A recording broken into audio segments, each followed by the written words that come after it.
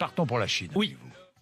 Dites-moi, mais ce que vous allez me raconter me fait froid dans le dos. C'est un peu effrayant, c'est vrai.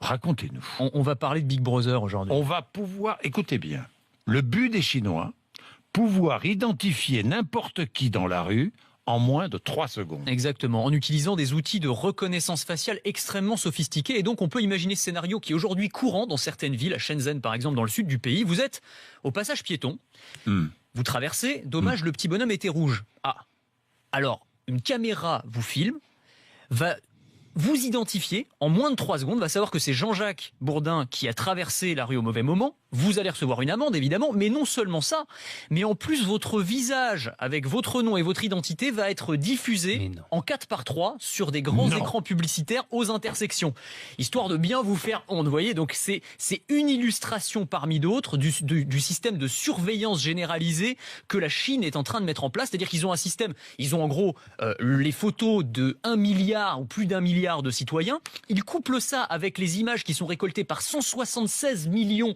de caméras de vidéosurveillance. Il va y en avoir le triple dans 2 ans. Donc vous imaginez déjà le nombre de caméras de vidéosurveillance, et on va pouvoir à partir de ça identifier n'importe qui, identifier un suspect dans une foule, parce qu'évidemment ils mettent en avant les raisons de sécurité, mais on voit bien les dérives que ça peut entraîner. Vraiment, vous voulez, un petit joueur à côté. Je ne mettrai plus jamais les pieds en Chine. Non, mais attendez, comment voulez-vous aller vivre dans un pays, même George Orwell, bien sûr, n'aurait pas pu imaginer ça. Non, mais c'est vraiment Big Brother était un petit joueur à côté. De la rigolade. De la rigolade. On se sert même de la reconnaissance faciale pour contrôler la quantité de papier que chacun a le droit d'utiliser dans les toilettes publiques. Oui, c'est pour vous dire jusqu'où ça va. Dans certaines toilettes publiques, dans les parcs de Pékin, vous avez un système avec une caméra, et donc le distributeur de papier toilette va vous délivrer, quand il vous reconnaît, donc il reconnaît que c'est Anthony Morel, il va vous donner ça, c'est-à-dire 60 cm de papier toilette. Je vous en ai tiré 60 cm exactement pour que vous voyez un petit peu ce à quoi vous avez droit. Donc c'est votre petit quota, et une fois que vous avez votre quota, eh bien c'est terminé. Et l'État chinois veut créer un système de notation de ses citoyens en fonction de leur comportement.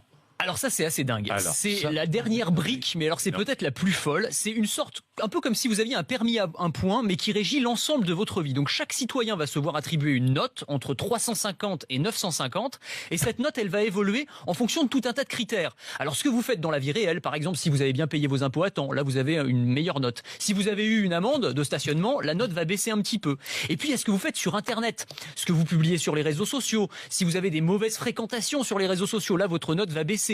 Et même ce que vous achetez, par exemple, si vous achetez souvent des couches, bon, vous êtes un parent, donc plutôt responsable, donc votre note, elle augmente. En revanche, si vous achetez plein de jeux vidéo, c'est que vous êtes un peu immature, vous êtes insouciant, donc votre note, elle baisse. Et cette note, elle va avoir un impact sur plein de choses. C'est-à-dire que si vous avez une bonne note, vous allez avoir des prêts plus facilement, vous allez pouvoir louer une voiture sans caution. Mais si vous avez une mauvaise note, vos enfants pourront pas s'inscrire dans la bonne école, et vous raterez sûrement la promotion que vous deviez avoir au boulot.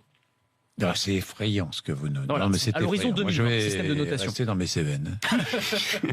On n'est pas prêt de voir arriver des caméras, je vous le dis tout de suite. De vidéosurveillance, on va les dégommer. Rapide. Il n'y aura pas arrêté bien longtemps, je vous l'ai dit tout de suite. Mais enfin, c'est invraisemblable. C'est dingue, Bon, enfin...